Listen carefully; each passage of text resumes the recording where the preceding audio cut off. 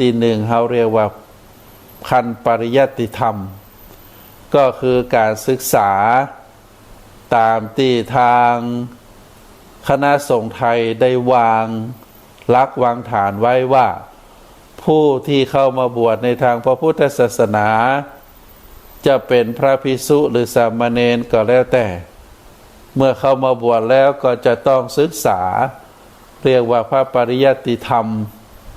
หรือบางทีเขาก็เรียกว่านักธรรมก็จะต้องศึกษานักธรรมนั้นพระปริยัติธรรมหรือนักธรรมนั้นเป็นการศึกษาขั้นพื้นฐานของคณะสงฆ์ไทยที่สมเด็จพระสังฆราชสมเด็จพระมหาสมณเจ้ากรมพยาวชิรยานวโรรสสมเด็จพระสังฆราชเจ้าองค์ที่10แห่งกรุงรัตนโกสินทร์พระองค์ได้แต่งเป็นหลักสูตรในการเรียนพระปริยัติธรรมแผนกนักธรรมจนได้จัดเป็นหลักสูตรธรรมะเหล่านั้นเนื้อหาเหล่านั้นถามว่าเอามาจากไหนก็เอามาจากพระไตรปิฎกบ่ว่าจะเป็นพระสุตตันตปิฎกพระอภิธรรมปิฎกหรือพระวินัยปิฎกสมเด็จพระสังฆราชเจ้าองค์ที่10พระองค์ก็ได้คัดได้เลือกเอาหัวข้อธรรมเอาประวัติของพระพุทธเจ้าเอาพระวินัยตลอดถึง เอาเนื้อหาสาราพุทธศาสนาสุภาษิตต่างๆเอามารวบรวมจัดเป็นหลักสูตรโดยแบ่งเป็น3ระดับด้วยกันระดับที่1ระดับขั้นพื้นฐานเขาเรียกว่านักธรรมชั้นตรีระดับที่2เขาเรียกว่าเป็นนักธรรมชั้นโทแล้วก็ระดับที่3เขาเรียกว่าเป็นนักธรรมชั้นเอก ในการจัดลำดับนักธรรมชั้นตรีนักธรรมชั้นโทนักธรรมชั้นเอกนั้น สมเด็จพระสังฆราชเจ้าได้แยกแยะหัวข้อธรรมะในเรื่องราวต่างๆได้จัดแบ่งสรรปันส่วนคืออยู่ในหลักสูตร ของนักธรรมพระปริยัติธรรมแผนกนักธรรมแต่ละชั้นตรีชั้นโทชั้นเอกนั้นจะมี3ระดับแต่ละชั้นนั้นก็จะมีเนื้อหาสาระ4วิชาด้วยกันวิชาที่1ก็คือวิชาเรียงความแก้กระทู้ธรรมวิชาที่2ก็คือวิชาธรรมวิภาควิชาที่3ก็คือวิชาพุทธประวัติและวิชาที่4ก็คือวิชาวินัยบัญญัติ ถึง4วิชานี้ก็จะเป็นหลักสูตรเหมือนเดียวกันถึง3ระดับเพื่อให้พระสงฆ์สามเณรผู้เข้ามาบวชในทางพระพุทธศาสนาได้ศึกษาห้ำเฮียนแล้วเมื่อศึกษาห้ำเฮียนแล้วผู้ที่รับผิดชอบในการดูแลในการสอบในการตรวจเขาเรียกว่าแม่กองธรรมสนามหลวงแม่กองธรรมสนามหลวงก็จะออกข้อสอบมาสอบพร้อมกันทั่วประเทศในนักธรรมชั้นตรีส่วนนักธรรมชั้นโทนักธรรมชั้นเอกนั้นก็จะสอบออกไปแหมเดือนหนึ่งนั้นหลังจากงานวันลอยกระทงแล้ว2 วัน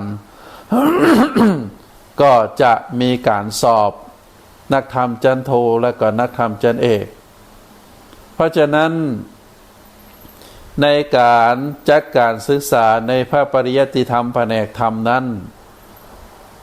สำนักเรียนหรือสำนักศาสนศึกษาทุกสำนักตีจัดให้มีการเรียนการสอนก็จะสอนกันเมื่อสอนแล้วก็ส่งนักเรียนเข้าสอบ นักเรียนเมื่อสอบแล้วสอบได้ก็ถือว่าสอบผ่านในนักธรรมชั้นตรีปีหน้าก็จะสอบนักธรรมชั้นโทปีต่อไปก็สอบนักธรรมชั้นเอกนักธรรมชั้นโทนักธรรมชั้นเอกก็ถือว่าเป็นชั้นสูงสุดนะนักธรรมชั้นเอก ถือว่าเป็นชั้นสูงสุดในพระปริยัติธรรมแผนกธรรมส่วนพระปริยัติธรรมแผนกบาลีก็จะเป็นการจัดการศึกษาแห่งแขนงหนึ่งการจัดการศึกษาพระปริยัติธรรมแผนกธรรมและก็แผนกบาลีอันนี้เราเรียกว่าเป็นพระปริยัติธรรมเพราะฉะนั้นก็เมื่อเข้ามาบวชแล้วก็จะต้องศึกษาพระปริยัติธรรมถึง3ระดับก็คือตรีโทเอกเมื่อจบสอบได้ถึง3ระดับชั้นแล้วก็ถือว่าผู้นั้นพระสงฆ์องค์นั้นสามเณรองค์นี้เป็นผู้ทรงภูมิความรู้ทางด้านธรรมเป็นผู้ทรงไว้ซึ่งความรู้ทางด้านธรรมระดับชั้นต้นระดับชั้นกลางและก็ระดับชั้นสูงสุดก็คือชั้นเอกเพราะฉะนั้นใน3 วันที่ผ่านมาพระสงฆ์สามเณรก็ได้เข้าสอบกันนักธรรมชั้นตรีก็สอบไป3 วิชาวันแรกสอบวิชาเรียงความแก้กระทู้ธรรม วันที่2สอบวิชาธรรมวิภาคแล้วก็วันที่3คือวันนี้สอบวิชาพุทธประวัติวันพรุ่งนี้วันสุดท้ายก็สอบวิชาวินัยบัญญัติในศรัทธาญาติโยมอันนี้เป็นการศึกษาของคณะสงฆ์ไทยที่ได้จัดการศึกษาไว้ถามว่าพระปริยัติธรรมพระปฏิบัติสัทธรรมแล้วก็พระปฏิเวทธรรมปฏิเวทธรรมเกี่ยวข้องกันจะใดทำไมจะต้องศึกษาแน่นอนศรัทธาญาติโยมเป้าหมายสูงสุดการเข้ามาบวชในทางพระพุทธศาสนาก็คือการกำจัดกิเลสการได้นำกิเลสการได้สำลอกกิเลสออกจากจิตใจอันนี้ถือว่าเป็นเป้าหมายสูงสุดในทางพระพุทธศาสนา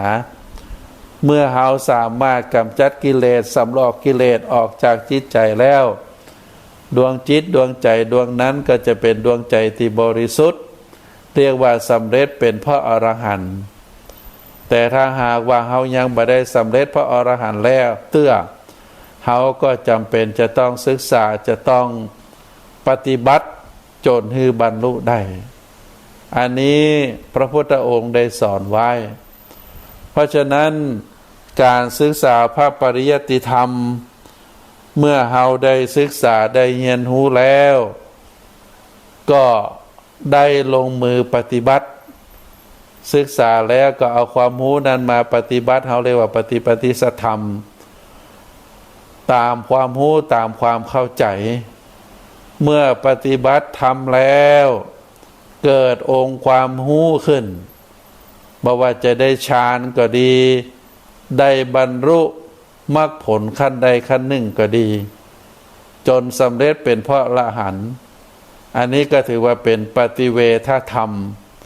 เป็นขั้นตอน3 ประการที่เกิดขึ้นกับหมู่เฮาเจ้าพุทธโดยเฉพาะพระสงฆ์สามเณรที่ได้ศึกษาห้ำเฮียนพระปริยัติธรรมตามที่กล่าวแล้วเพราะนั้นก็เจริญพรในศรัทธาญาติโยมได้ฮู้ได้เข้าใจเน้อการที่เฮาจะปฏิบัติธรรมได้ถูกต้องเฮาจะต้องมีพื้นฐานในการศึกษาห้ำเฮียนในสมัยครั้งพุทธกาลนั้นเฮาจะหารว่าพระจริยวัตรหรือพุทธกิจของพระพุทธองค์นั้นทุกวันนั้นนอกจากพระองค์จะเสด็จไปโปรดคนปุ้นคนเพ่สิ่งสำคัญที่พระพุทธองค์ได้ประพฤติปฏิบัติบ่ว่าจะไปจำพรรษาอยู่ณวิหารหลังใดในเวลาตกเย็นมาหลังจากส่งน้ำเสร็จเรียบร้อย พระพุทธองค์จะประทานโอวาทจะประทานโอวาทคือแก่เหล่าพระภิกษุใครมีปัญหาหยังก็จะได้ถามได้อธิบายหัวข้อธรรมะคือกับพระภิกษุเหล่านั้นได้คือกรรมฐานคือวิปัสสนากรรมฐานแก่เหล่าภิกษุที่ไปประพฤติปฏิบัติมาแล้วมันเกิดเป็นจะได้พ่องเกิดองค์ความรู้เป็นจะได้มีข้อวิตกกังวลจะได้เกิดสิ่งใดเกิดขึ้นกับตนเองพ่องภิกษุเหล่านั้นก็จะได้มากราบทูลถามพระพุทธเจ้าในเวลาเย็นๆหลังจากทำวัดแล้วก็จะเป็นการประทานโอวาทอันนี้คือในสมัยครั้งพุทธกาลต่อมาเมื่อพระพุทธองค์ได้เสด็จดับขันธปรินิพพานแล้วในยุคใกล้ๆต้นๆก็ยังมีพระอรหันต์ต่างหลายเป็นตีเปิ้งของผู้ที่เข้ามาใหม่ผู้เข้ามาบวช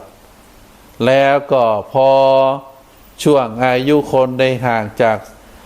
เวลาครั้งพุทธกาลมาอาจจะ300-400 ปี600-700 ปีเป็นพันปีณปัจจุบันนี้เป็นเวลา 2,000 กว่าปีสิ่งหนึ่งที่กุลบุตรที่เข้ามาบวชในทางพระพุทธศาสนาแล้วก็จะต้องศึกษาศึกษาได้เมื่อได้ศึกษาพระธรรมคำสั่งสอนแล้วก็จะเกิดองค์ความรู้ในตัวผู้บวชนั้นเพราะได้ศึกษาในสมัยครั้งพุทธกาลมีตัวหนังสือแต่ได้ฟังโดยปากเป่าเรียนโดยปากเป่ามาจนถึงปัจจุบันนี้ความพระธรรมคำสั่งสอนเหล่านั้นก็จะบรรจุอยู่ในพระไตรปิฎกถึง3 ตากา 3 หมวดเพราะฉะนั้นถ้าเราอยากจะรู้อยากจะเข้าใจก็ต้องศึกษาจะต้องอ่านจะต้องสนทนากับพระมหาเถระที่มีความรู้อันนี้คือเป็นแนวทางแห่งการประพฤติปฏิบัติเพราะฉะนั้นเมื่อเราได้ศึกษาแล้วก็ลงมือปฏิบัติตามความรู้ที่เรามีอยู่เมื่อปฏิบัติแล้วก็จะเกิดผลจากการลงมือปฏิบัติอันนี้พระพุทธองค์ได้สอนไว้ว่าปริยัติธรรมปฏิบัติสัทธรรมแล้วก็ปฏิเวทธรรมถึง3 ประการนี้เกี่ยวข้องเกี่ยวเนื่องกันปริยัติธรรมนั้นเป็นขั้นที่1เป็นขั้นต้นเป็นการศึกษาในสถานญาติโยมขั้นที่2ก็คือการปฏิบัติขั้นที่3ก็คือการได้รับผลจากการปฏิบัติเรียกว่าบรรลุผลเรียกว่าบรรลุผลบางทีเขาเรียกว่าปฏิเวทธรรมในการบรรลุผลนั้นก็จะมีอยู่8 ประการด้วยกันถ้าไผ่ปฏิบัติธรรมแล้วได้บรรลุก็จะเป็นโสดาปฏิมรรคโสดาปฏิผลกูที่1ขั้นต่อสูงต่อไปก็คือสักทาคามีมรรคสักทาคามีผลอนาคามีมรรคอนาคามีผลแล้วก็อรหันตมรรคอรหันตผลตึง8 ประการนี้เราเรียกว่าเป็นการบรรลุการปฏิบัติธรรมจากการศึกษาปริยัติแล้วก็ลงสู่การปฏิบัติเมื่อปฏิบัติได้แล้วก็จะเกิดผลแห่งการปฏิบัติก็คือเรียกปฏิเวทธรรมก็คือการบรรลุธรรมนั่นเองสิ่ง 3 ประการนี้จะต้องเป็นของคู่กันเพราะฉะนั้นคณะสงฆ์ไทยเราได้หันความสำคัญของการศึกษาถ้าพระสงฆ์สามเณรเข้ามาสู่พระพุทธศาสนาแล้วบ่ได้ศึกษาห่ำเฮียนโดยเฉพาะศึกษาห่ำเฮียนความรู้ที่มาจากพระไตรปิฎกเราก็เรียกว่าเป็นการศึกษาเฮียนรู้เกี่ยวกับนักธรรมยิ่งลึกไปกว่านั้นก็จะเป็นการศึกษาเกี่ยวกับพระปริยัติธรรมแผนกบาลีพระปริยัติธรรมแผนกบาลีถามว่าเป็นการศึกษาแบบใดเป็นการศึกษาภาษาบาลีสถาญาติโยมหรือภาษามคธภาษาบาลีหรือภาษามคธ เป็นภาษาที่พระพุทธเจ้าใช้ประกาศพระศาสนาในสมัยนั้นประเทศอินเดียมีเผ่าพันธุ์หลายร้อยหลายพันนะเป็นหลายร้อยหลายพันเผ่าพันธุ์ของคน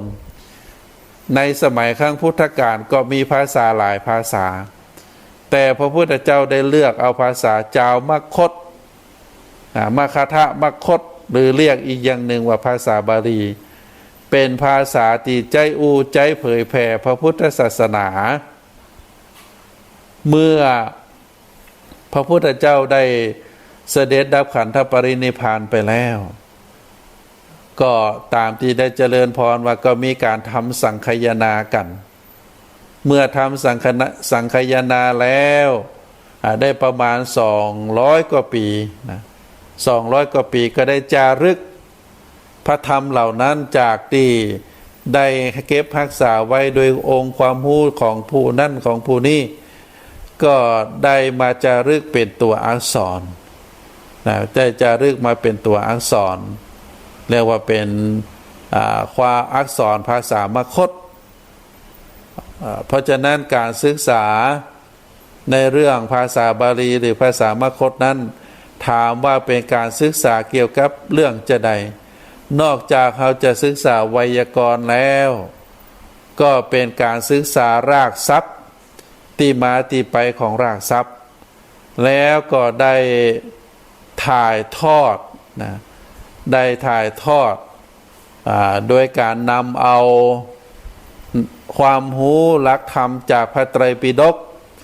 มาแปลนะมาแปลความออกมาเป็นภาษาไทยอันนี้เราเรียกว่าเป็นการศึกษาพระปริยัติธรรมแผนกบาลี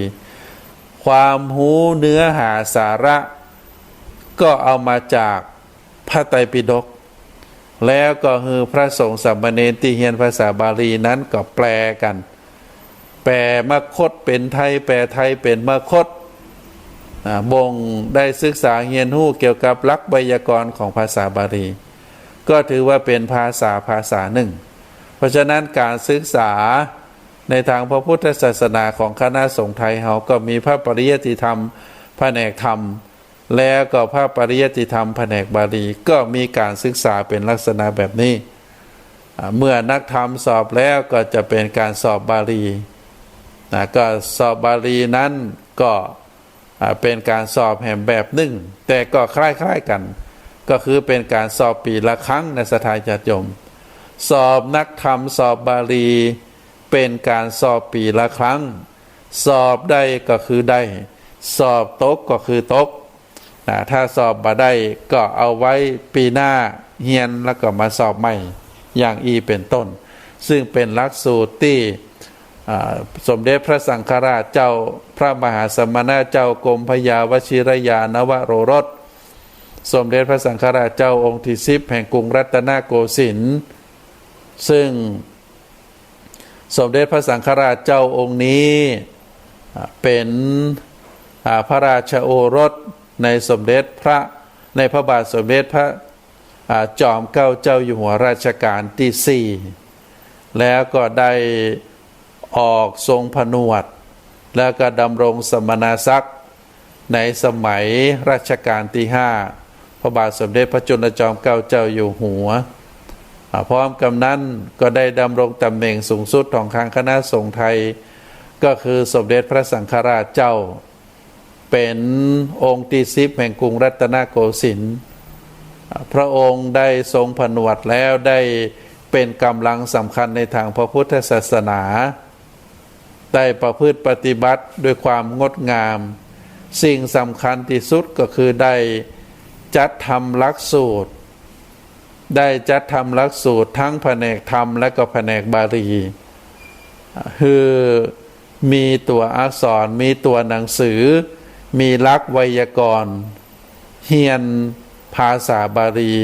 เรียนนักธรรมชั้นตรีโทเอกอันนี้เป็นพระผลงานของสมเด็จพระสังฆราชเจ้าองค์ที่10แห่งกรุงรัตนโกสินทร์ก็ได้ศึกษาห่ำเฮียนมาจนถึงปัจจุบันนี้ก็คือเกิดความเจริญรุ่งเรืองในทางพระพุทธศาสนา พระสงฆ์สามเณรก็เข้าศึกษาเข้าศึกษาแล้วก็สอบผ่านองค์ความรู้ได้เอาความรู้เหล่านั้นที่เป็นความรู้ที่ถูกต้องมาเผยแผ่มาอบรมมาแนะนำศรัทธาญาติโยมคือประพฤติปฏิบัติในทางถูกต้องก็ก่อคือเกิดความเจริญของพระพุทธศาสนาก็เป็นที่รู้เป็นที่เข้าใจกันถ้าหากว่าพระสงฆ์สามเณรซึ่งเป็นบุคลากรสำคัญในทางพระพุทธศาสนาบ่มีความรู้ในทางธรรมบ่เข้าใจในพุทธประวัติบ่เข้าใจในการประพฤติปฏิบัติโดยเฉพาะในด้านวินัยก็ทำให้พระพุทธศาสนาเสื่อมได้เหมือนหลายๆประเทศพระพุทธศาสนาได้สูญหายได้เสื่อมไปก็เพราะว่าพระสงฆ์สามเณรบ่ได้ประพฤติปฏิบัติตามพระธรรมคำสั่งสอนเพราะฉะนั้นก็คณะสงฆ์ไทยโดยการนำของมหาเถรสมาคมมหาเถรสมาคมเป็นองค์กรสูงสุดที่ได้ปกครองคณะสงฆ์จนถึงปัจจุบันโดยมีสมเด็จพระสังฆราชเป็นพระประธานในการบริหารคณะสงฆ์ก็ทำให้พระองค์โดยเฉพาะสมเด็จพระสังฆราชและก็กรรมการมหาเถรสมาคมทุกองค์ได้มีความตระหนักที่จะให้พระพุทธศาสนาในประเทศไทยเรามีความเจริญรุ่งเรืองโดยเฉพาะการศึกษาแก่พระสงฆ์สามเณรที่เข้ามาบวชในทางพระพุทธศาสนาก็จึงได้มีการสอบตึงนักธรรมและก็สอบตึงบาลีเนอร์ศรัทธาญาติโยมเพราะฉะนั้นการสอบนักธรรม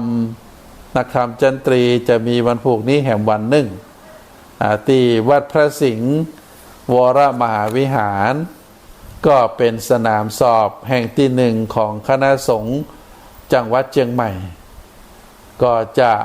ก่อให้เกิดการประพฤติปฏิบัติการดำเนินการสอบคือพระสงฆ์สามเณรได้เข้าสอบโดยมีพระภิกษุที่เป็นพระสังฆาธิการครูบาอาจารย์ได้เป็นกรรมการควบคุมการสอบได้มีกองงานเลขาที่ได้จัดเอกสารติดลายชื่อแล้วก็ได้ทำเอกสารไว้เพื่อกรรมการควบคุมห้องสอบไปดำเนินการเมื่อหมดเวลาในการสอบก็นำข้อสอบนั้นมาส่งแล้วก็ทางคณะกรรมการกองงานเลขาก็ได้รวบรวมข้อสอบทั้งหมดบรรจุลงในกล่องแล้วก็ส่งไปตามลำดับผ่านอำเภอผ่านจังหวัดอย่างนี้เป็นต้นอันนี้ก็คือเป็นการสอบนักธรรมก็เจริญพรในศรัทธาญาติโยมว่าการที่คณะสงฆ์จำเป็นจะต้องจัดให้มีการเรียนรู้นั้นก็เพื่อความเจริญของพระพุทธศาสนาเนอะพระพุทธศาสนาของเราจะเจริญรุ่งเรืองมั่นคงได้ก็เพราะว่าจะต้องมีคนที่มีความรู้ความเข้าใจในหลักธรรมแล้วก็เมื่อมีความรู้ความเข้าใจแล้วก็ได้เอาหลักธรรมเหล่านั้นมาประพฤติปฏิบัติเมื่อประพฤติปฏิบัติแล้วก็คือเกิดผลของการปฏิบัติเขาเรียกว่าปฏิเวทเพราะฉะนั้นปริยัติปฏิบัติปฏิเวท3ประการนี้จะต้องมีความเกี่ยวข้องเกี่ยวเนื่องกันบางทีจะมีคำถามจากท่านสาธุชนว่าณปัจจุบันนี้ณเดี๋ยวนี้เนี่ยถามว่าพระอรหันต์มีก่อพระโสดาบันมีก่อพระสกทาคามีก่อพระอนาคามีก่อพระอรหันต์มีก่อหลายผู้หลายคนอาจจะตั้งคำถามหรือครูบาอาจารย์หลายท่านก็ถูกถามเหมือนเดียวกันว่าในปัจจุบันนี้พระอรหันต์มันน่าจะมีละมีแต่สมมุติสงฆ์บัจจัยเป็นพระอริยสงฆ์ เป็นแต่สมมุติสงฆ์ก็จะบุจะอูจะจ่ากันไปก็ขอเจริญพรว่าในพระไตรปิฎกนั้นได้กล่าวไว้ ซึ่งพระพุทธองค์เป็นผู้ตรัสไว้พระพุทธองค์ตรัสว่าตราบใดที่ยังมีผู้ปฏิบัติตามอริยมรรคมีองค์8ตราบนั้นพระอรหันต์จะบ่ว่างจากโลกหรือโลกนี้จะบ่ว่างจากพระอรหันต์เมื่อมีพระสงฆ์ครูบาอาจารย์ได้ประพฤติปฏิบัติตามมรรคมีองค์8อันนี้เป็นพุทธวาจา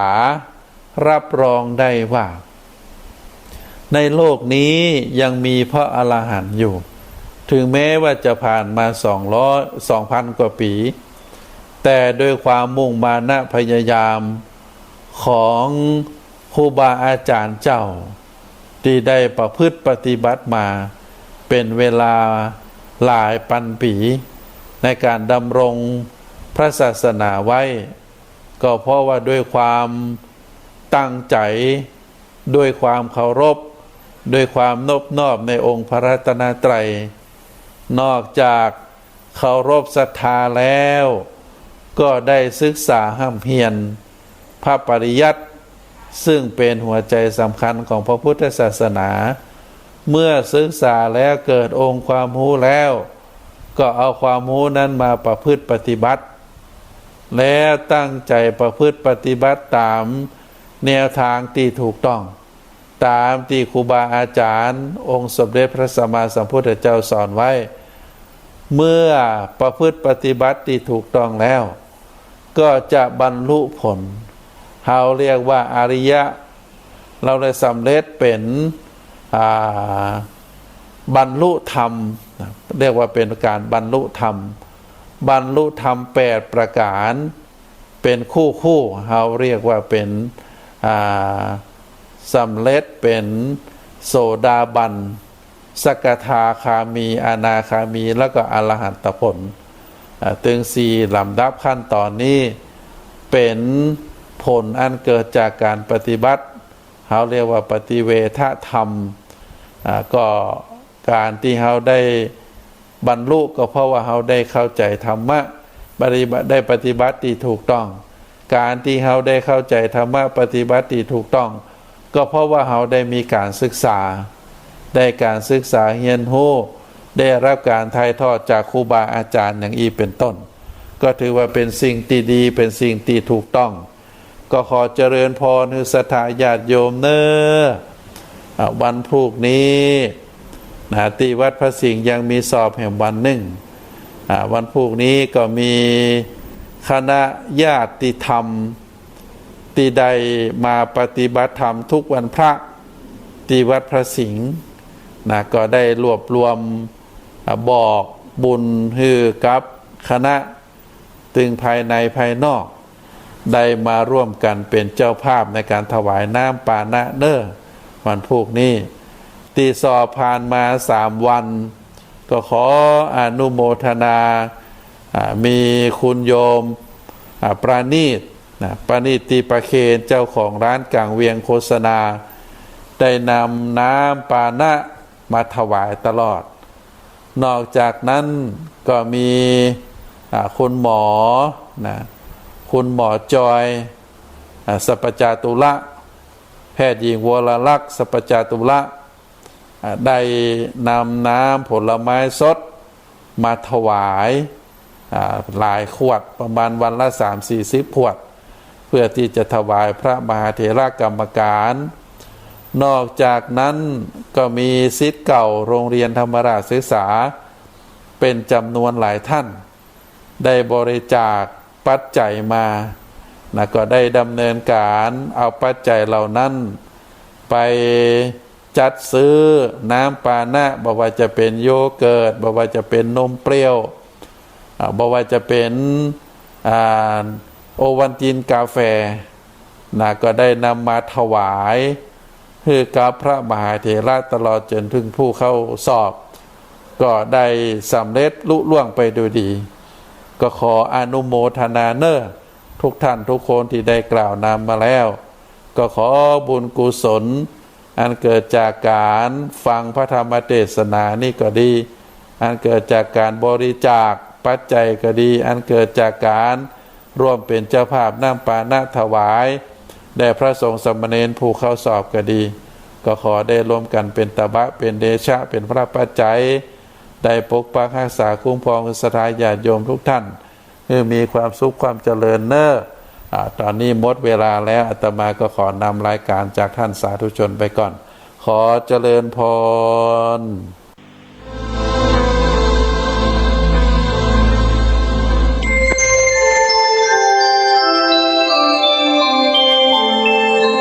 ขณะนี้ท่านกำลังฟังสถานีวิทยุกระจายเสียง FM 104.5 เมกะเฮิรตซ์กฐินทานคือสังฆทานบุญทานยิ่งใหญ่ข่าวสารเพื่อการประชาสัมพันธ์ขอเชิญร่วมทำบุญเป็นกฐินสายสามัคคีบูรณะและปิดทองพระประธานในวิหาร3 องค์ทอดถวายณวัดร้องอ้อตำบลสันปิเตอร์อำเภอเมืองเชียงใหม่จังหวัดเชียงใหม่วันอาทิตย์ที่25 ตุลาคมพุทธศักราช 2563 ขึ้น9 ค่ำเดือนยี่เหนือเวลา 10:19 นาทีเป็นต้นไปขอเชิญชวนศรัทธานักศิลป์นักบุญทั้งหลายร่วมเป็นเจ้าภาพทำบุญทอดกฐินสามัคคีผู้ที่จะร่วมบุญทอดกฐินติดต่อได้ที่วัดร้องอ้อตำบลสันปิเตอร์อำเภอเมืองเชียงใหม่จังหวัดเชียงใหม่ตั้งแต่บัดนี้เป็นต้นไปจนถึงวันงานได้คุณงามความดีในอานิสงส์ของการบูรณะปิดทองพระประธานวิหาร3 องค์โดยทั่วหน้ากันสร้างมนุษย์สมบัติสวรรค์สมบัตินิพพานสมบัติเพิ่มพูนศรัทธากฐิน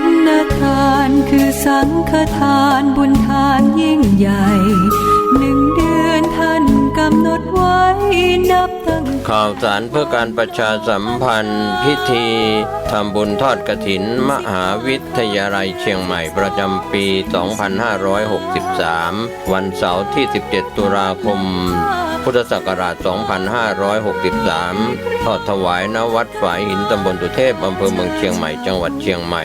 เวลา 13 นาฬิกาขบวนแห่องค์กฐินและบริวารจากทุกคณะสถาบันสำนักและส่วนงานต่างๆพร้อมกันบริเวณหน้าศาลาธรรมมหาวิทยาลัยเชียงใหม่เคลื่อนขบวนแห่องค์กฐินและบริวารออกจากศาลาธรรมมหาวิทยาลัยเชียงใหม่ไปตามเส้นทางที่กำหนด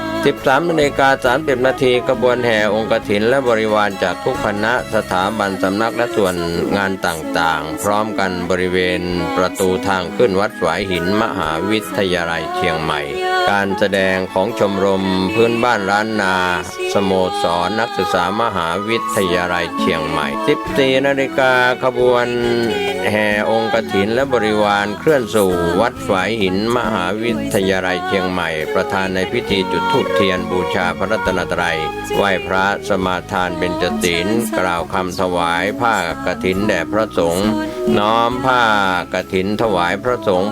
อัปโรกฐินถวายทายธรรมแด่พระสงฆ์โดยกรรมการสภามหาวิทยาลัยอธิการบดีรองอธิการบดีผู้ช่วยอธิการบดีประธานกรรมการส่งเสริมมหาวิทยาลัยคณบดีผู้อำนวยการสถาบันสำนักศูนย์กองประธานสภาพนักงานมหาวิทยาลัยนายกสโมสรมหาวิทยาลัยเชียงใหม่นายกสโมสรนักศึกษามหาวิทยาลัยเชียงใหม่ตามลำดับต่อจากนั้นพระสงฆ์อนุโมทนากรวดน้ำรับพรราพระสงฆ์เป็นเสร็จพิธีก็เป็นส่วนที่ศรัทธาสาธุชนที่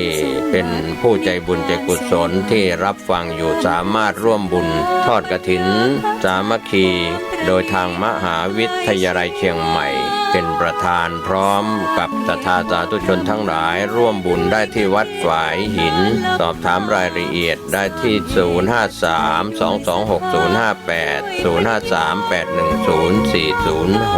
ท่านก็จะได้มีโอกาสร่วมอนุโมทนากฐินประจำปีนี้เสาร์ที่ 17 ตุลาคม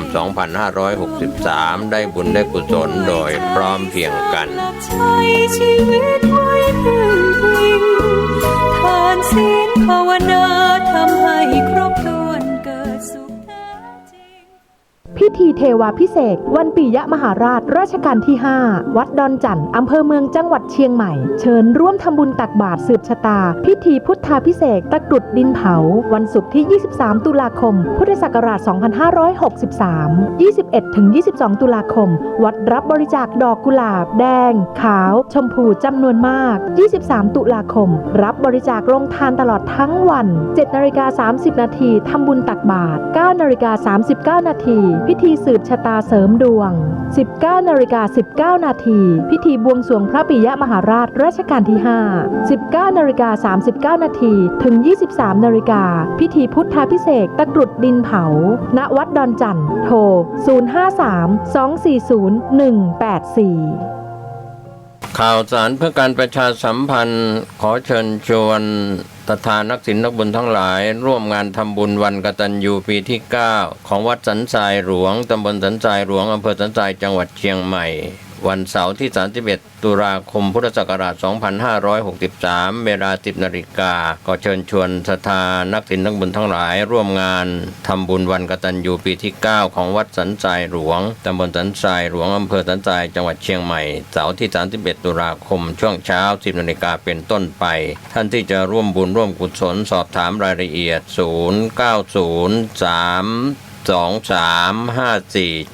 0903235479 ได้ทุกวัน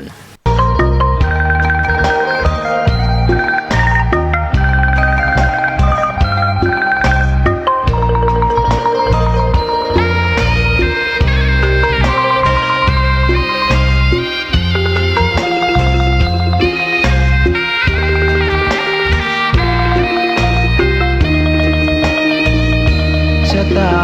ฟ้าหรือบารมีชักน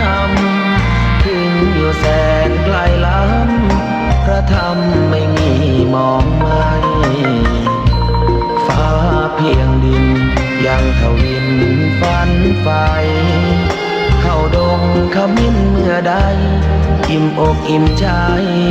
เสมอสายทางคนดีใจน้อมอธิษฐานบารมีสิ่งดีที่ได้พบเจอเห็นชายผ้าเหลืองทุกวันฝันเพ้ออยากบวชจริงละเมอเข้าวัดบ้านคงเป็นบุญที่เคยเป็นทุนสร้างมารักผ้าเหลืองดังว่าปรารถนายึดมั่นอยากบวชทุกทีผ้าเหลืองคืนนี้ผูกพันอยู่ในใจทุกวันใฝ่ฝันถึงผ้าเหลืองกายวาจาใจสัญญาว่าไม่เสื่อมคลายหัวใจมุ่งหมายเนืองไม่มีอะไร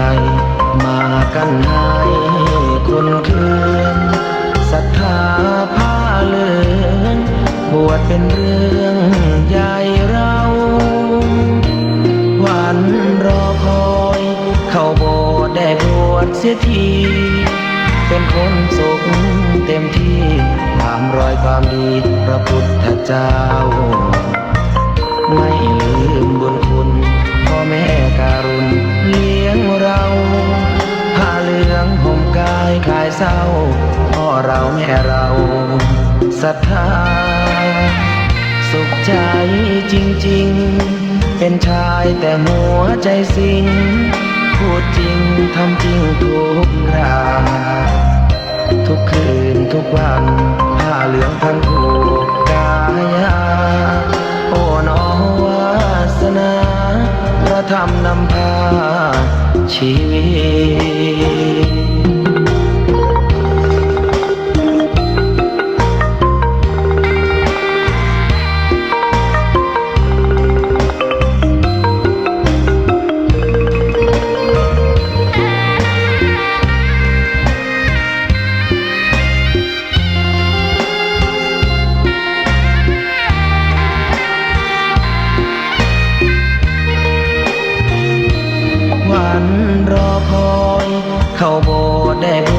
สียทีเป็นคนสุขเต็มที่ตามรอยความดีพระพุทธเจ้าไม่ลืมบุญคุณพ่อแม่การุณเลี้ยงเราผ้าเหลืองห่มกายคลายเศร้าพ่อเราแม่เราศรัทธาสุขใจ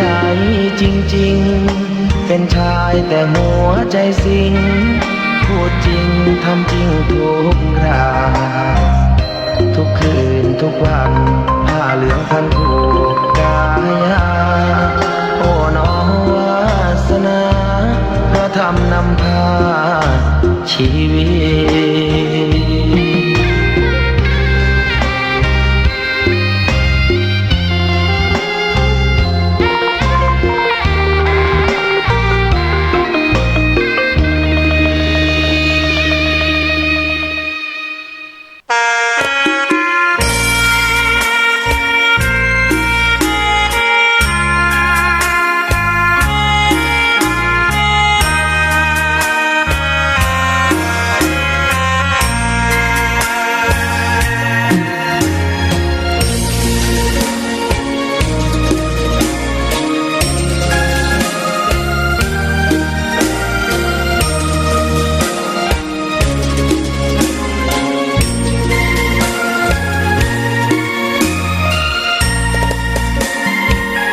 ดอกบัวดอกหนึ่งพึงใจไว้เพื่อบูชาแด่องค์พระศาสดาสัมมาสัมพุทธเจ้ามีความงามเงียบไม่เปรียบเทียบเขาเทียบเราใครมองไม่งามช่างเขาแต่เจ้าก็คือดอกบัวด้วยความสัตย์ซื่อ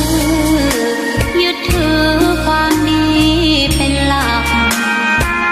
ใครรักไม่รักก็ไม่จงรักมองมองเมื่อโผล่พ้นน้ำก็เห็นความงามในตัวไม่ยึดติดในตมชั่วขอเป็นดอกบัวดอกดีใครไม่มองว่าบัวงามเด่นแต่บัวก็เป็นดอกบัวทุกวันอย่างนี้ไม่อยากเด่นดังแต่มุ่งหวังในทางเด่นดีเกิดมาเพื่อสร้างบารมีถวายชีพนี้บูชาดอกบัวดอกน้อยเฝ้าคอยคนที่ใจบุญมาโอบเอื้อเกื้อกูลรู้ค่าของบุญเก็บบัวขึ้นมาเพื่อสร้างความดีและเสริมบารมีดังว่าใช้ดอกบัวนี้บูชาพระสัมมาสัมพุทธองค์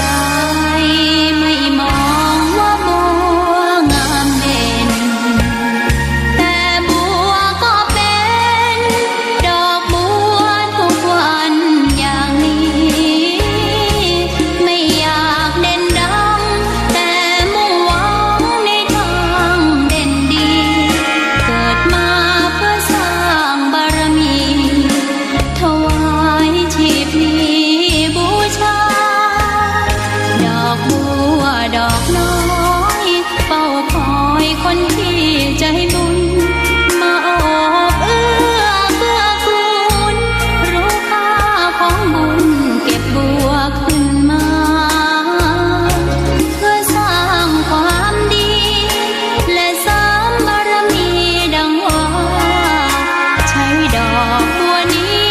บูชา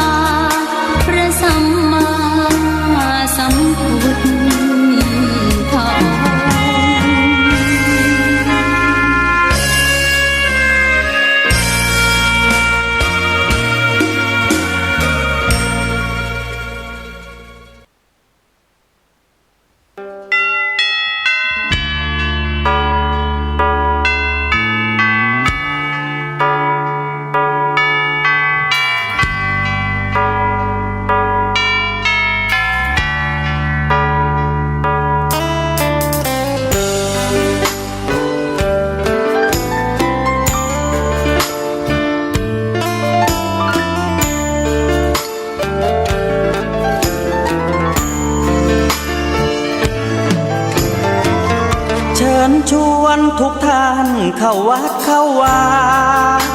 ฟังธรรมะจากหลวงตาเสริมชีวาให้สุขสดใสยึดมั่นหลักธรรมคำสอนไว้ให้ขึ้นใจความดีรีบทำกันไว้หญิงชายอย่าได้นายนี้เชิญชวนทุกท่านเข้าวัดเข้าวาทำบุญด้วยจิตศรัทธาบุญพาให้เราสุขีจะทำการใดนำใช้ในสิ่งดีดีทำบุญให้ทานวันนี้ไม่มีใครว่าใครชังสมัยก่อนประทับใจปู่ย่าตายายวันพระไม่เคยเบื่อหน่ายจำได้ไม่ลืมสักครั้งเหตุใดวันนี้มีคนเข้าวัดน้อยจังอยากให้เหมือนก่อนอีกครั้งฝากความหวังกับคนรุ่นใหม่เชิญชวนทุกท่านเข้าวัดเข้าวารับศีลรับพรหลวงตาเสริมคุณค่าให้กับจิตใจกระทำความดีเรื่องนี้ไม่ต้องอายใครว่างจากการงานเมื่อใดเชิญชวนท่านไปทำบุญ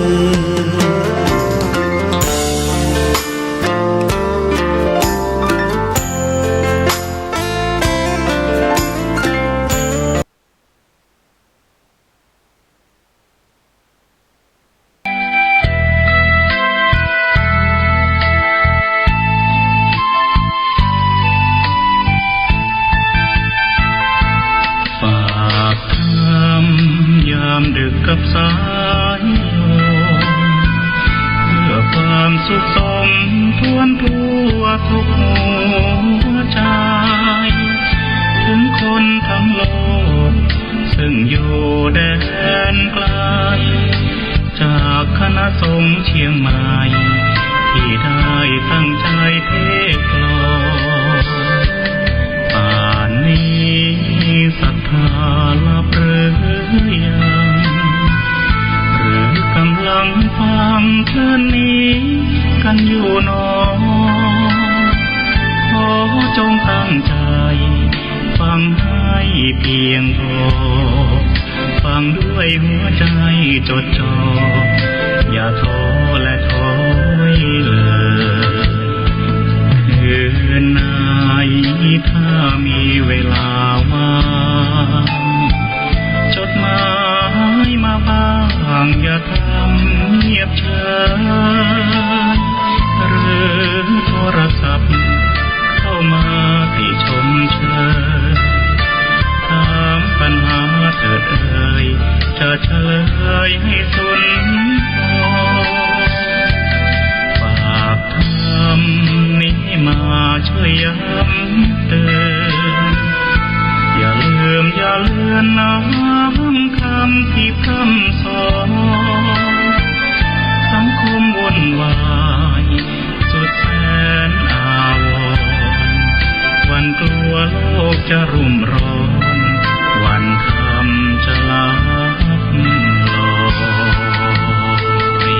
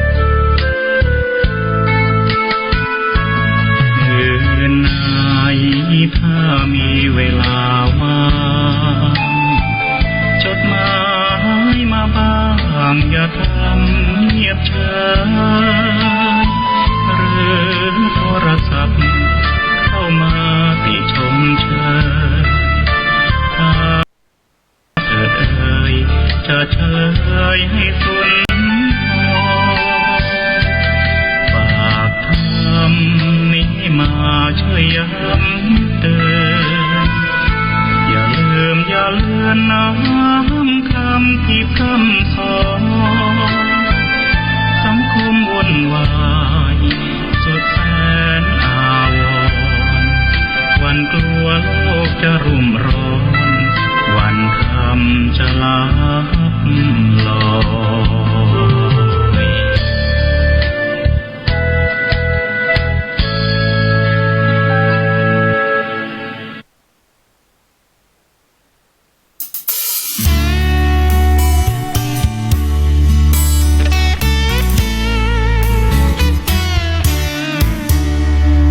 อยากถามเธอสักคำโลกขาดศีลธรรมจะอยู่ได้ไหมศีลธรรมนั้นคือปัจจัยนำโลกหมุนไปสงบสันติคนเราร้อยพ่อพันแม่มีทั้งด้านแย่มีทั้งด้านดีศีลธรรมจะคอยบ่งชี้นำทางสู่ชีวิต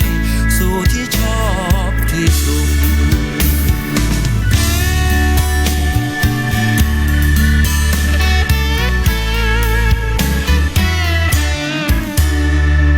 เราทุกคนเกิดมาต่างมีศีลห้าด้วยกันทุกคนศีลห้าเป็นหลักสากลเป็นจุดเริ่มต้นหนทางดับทุกข์หมู่บ้านรักษาศีลห้ามุ่งปรารถนาปวงประชาสันติสุขดังต้นไม้ที่ตั้งใจปลูกศีลห้าเหมือนกันต้องหมั่นรดน้ำพรวนดิน ขอถวายความเคารพแด่พระเถระครูบาอาจารย์พระเจ้าประสงค์จุตนจุองค์ขอเจริญพรกับศรัทธาสาธุชนทุกท่านที่เข้ามาติดตามรับชมรับฟังรายการสารธรรมยามดึกทางสถานีวิทยุออนไลน์ของวัดสันทรายในช่วงการเวลายามดึกของวันจันทร์ที่28เดือนกันยายนพุทธศักราช2563วันนี้ก็ตรงกับเดือนเกียงเหนือออก11ค่ำและก็ขอต้อนรับท่านผู้รับฟังตั้งสถานีวิทยุวัดฝ่ายหินคลื่น 104.50 เมกะเฮิรตซ์ทุกท่านตัวนะก็เชิญต้อนรับทุกท่านเข้าสู่รายการสารธรรมยามดึกนะมาพบมาปะกันในยามดึกทุกวันจันทร์นะศรัทธาญาติโยมทุกท่านเขาก็มาพบมาปะกันอย่างนี้วันนี้ก็ปะกันในยามดึกในช่วงเวลาของเสียงธรรมจากวัดสันทรายในช่วงเวลาพระค่ำยามคืนนั่นก็วันนี้นะพอดีก็มีงานไปงานศพนะญาติโยมก็ไปได้จัดรายการก็มาปะกันในยามดึกวันนี้เข้ามาแล้ว